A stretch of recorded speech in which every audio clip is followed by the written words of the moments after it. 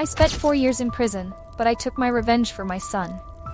I am Emma, and for 4 long years I lived behind bars, trapped not just physically, but also in a web of pain and injustice. I was accused of killing the man who destroyed my life, the one responsible for my son's death.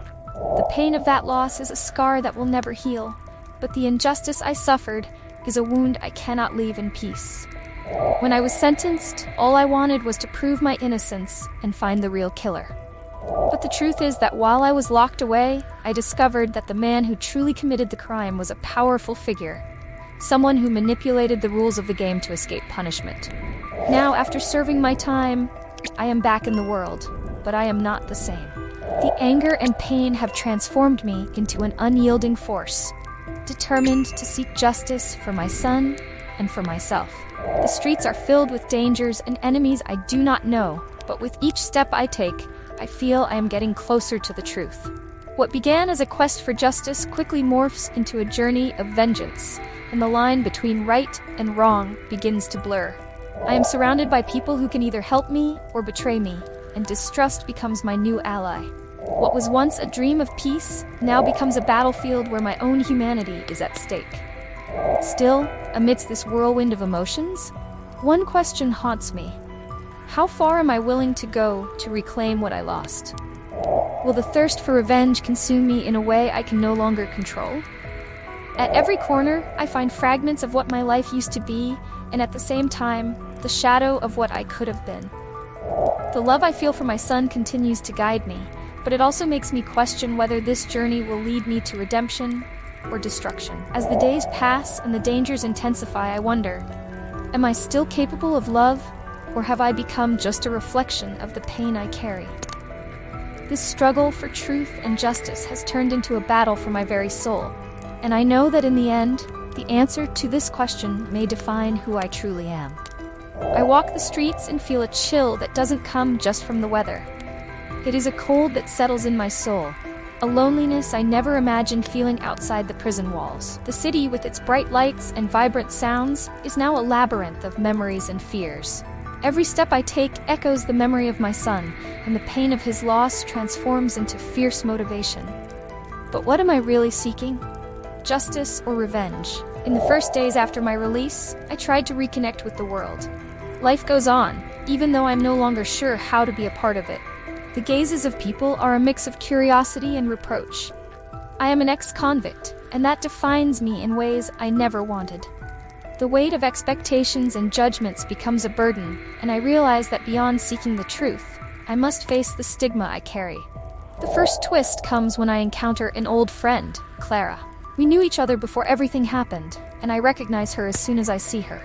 Clara is a journalist, always in search of the truth, but she is also a woman marked by time. Life has worn her down, but her determination remains intact. She offers me help, and I accept, albeit reluctantly. What she wants in return, I do not know, but the idea of having someone by my side, even temporarily, is comforting. Together, we begin to investigate. The clues lead to a system of corruption that extends far beyond what I could have imagined. The man who accused me, Marcus, is an influential businessman, and with each new discovery, it becomes clear that he did not act alone. The people who should protect justice are involved. This frightens me, but it also gives me a new wave of courage. If they are willing to lie and manipulate, I too need to be cunning. But the path is not easy. The moment we get closer to the truth, Clara disappears. I search for her frantically, but every place I visit feels more desolate. My heart races at the thought that she may be in danger, and the weight of guilt hits me. Did my quest for justice put her at risk? Doubt consumes me, and I realize I am alone again. As I investigate, I am confronted by shadowy figures who impede my progress. A tall, muscular man, who always seems to be one step ahead, begins to follow me. Fear turns into adrenaline, and I find myself in a constant race, fleeing not only from the man pursuing me, but also from the demons that inhabit my mind. The tension rises, and with every corner I turn, I feel I'm on the verge of losing everything again. The situation becomes untenable when a confrontation occurs in a dark alley. The man who has been following me finds me. He is not just a thug, he is a warning. Give up, Emma. You don't know who you're dealing with. His words echo, and for a moment, I feel my heart sink. But instead of backing down, something inside me ignites. The anger from the pain I've endured, from the life that was taken from me, gives me strength. I won't give up, I reply, and the fight becomes inevitable. This moment forces me to confront not only the man who represents a physical threat, but also myself. Am I willing to go as far as necessary? What do I really want? Revenge begins to seem like a dark path, and I wonder if I'm willing to lose my soul in pursuit of it. As I grapple with these questions, a new alliance forms. I meet Raphael, a former police officer who is also seeking justice. He brings not only valuable skills, but also a different perspective. Raphael is skeptical, but his motivations are sincere. He lost someone he loved in a similar way, and that connection binds us. Together we face the dangers, and amidst the chaos, we begin to support each other. However, the tension between us intensifies. Sometimes we disagree on the best way to proceed. He believes that the approach should be cautious, while I want to act quickly. Our disagreements test us, raising doubts about whether our friendship can withstand the pressure. But even amid conflict, we find moments of genuine connection. He reminds me that I am still capable of love, even in the midst of pain.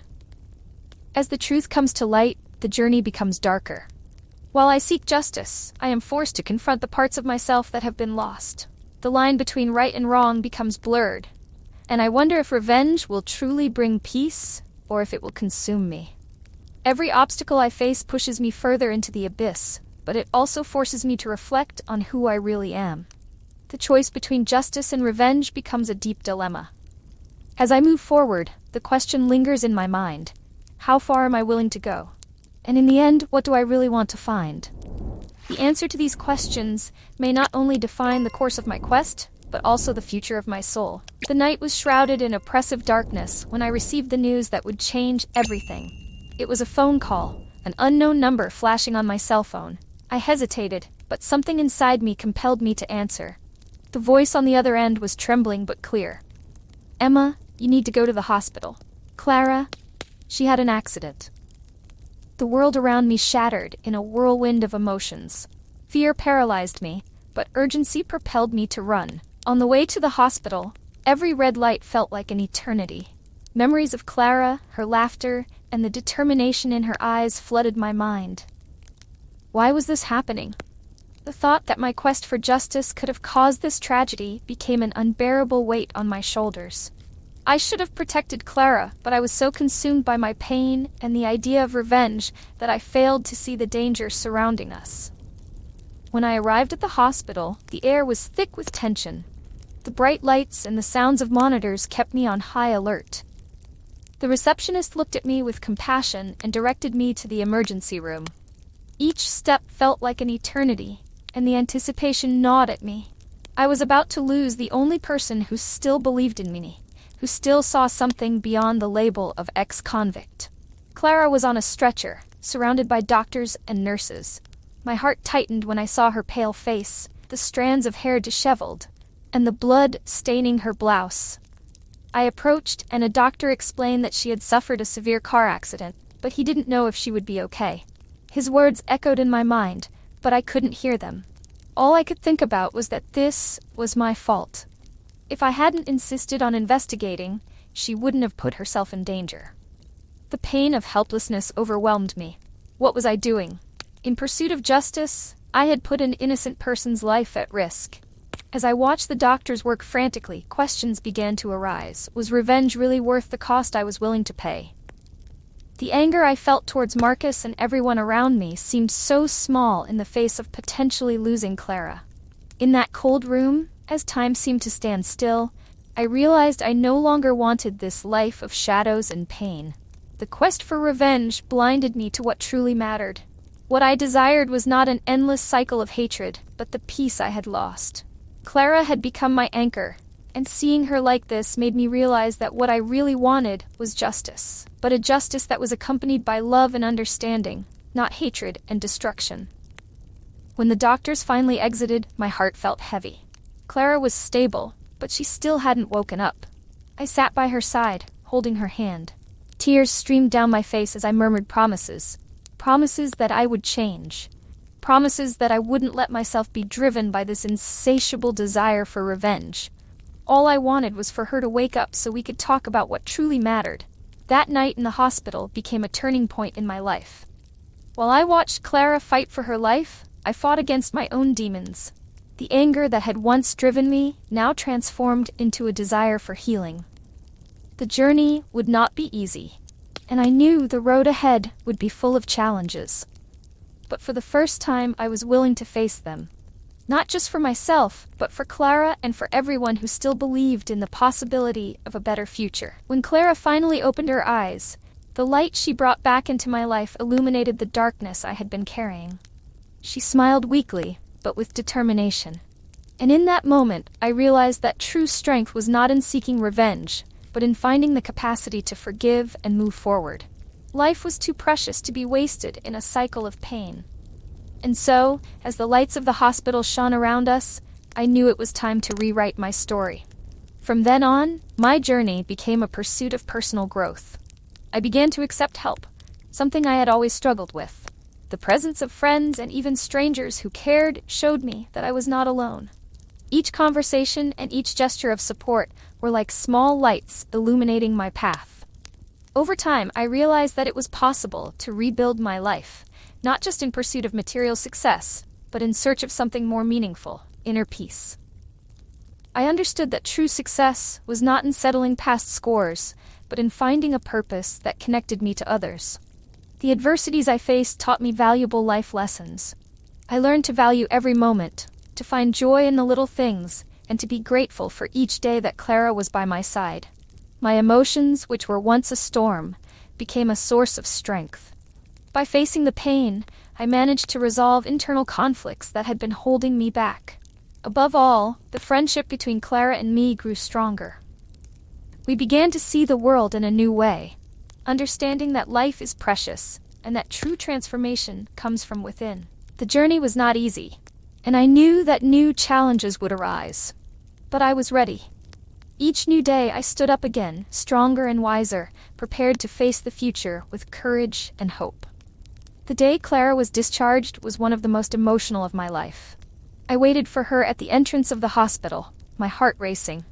She appeared, fragile but with a sparkle in her eyes that I hadn't seen in a long time.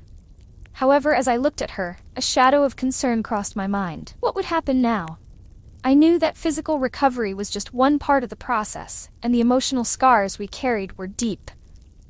As we walked to the car, Clara suddenly stopped, and I felt a chill in my stomach. She looked at me, and I realized that her battle was just beginning. What if I can't go back to being who I was? Her voice was laden with fear. I had heard that question before, but now it felt different.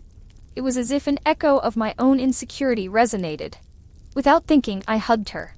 "You are so much more than what you've been through." "We both are," I said, my voice trembling. "I'm scared too, Clara. What I did, the search for revenge, it almost destroyed me. But I realized that life is so much more than that." Seeing the tears streaming down her face broke my own heart. I understood that this moment wasn't just about her, it was about both of us. It was time to face the past together. I knew we needed to support each other, not just as friends, but as warriors seeking a new beginning. Looking into her eyes, I made a silent promise we would cherish every moment, every laugh, every tear. No matter what the future held, we would face it side by side. In that instant, the tension transformed into a wave of hope. I hugged Clara tighter, and for the first time in a long time, I felt we were on the right path. Life could be challenging, but together we were stronger. The weight of revenge dissipated, and with it, a new story began to be written for us. Being alongside Clara taught me that friendship is one of the greatest pillars of our journey. Together, we created a new meaning for our lives, one that goes beyond resentment. Now we understand that true strength comes from love and compassion. If you have also faced challenges, remember, the path to overcoming begins with a single step. Share your experiences in the comments.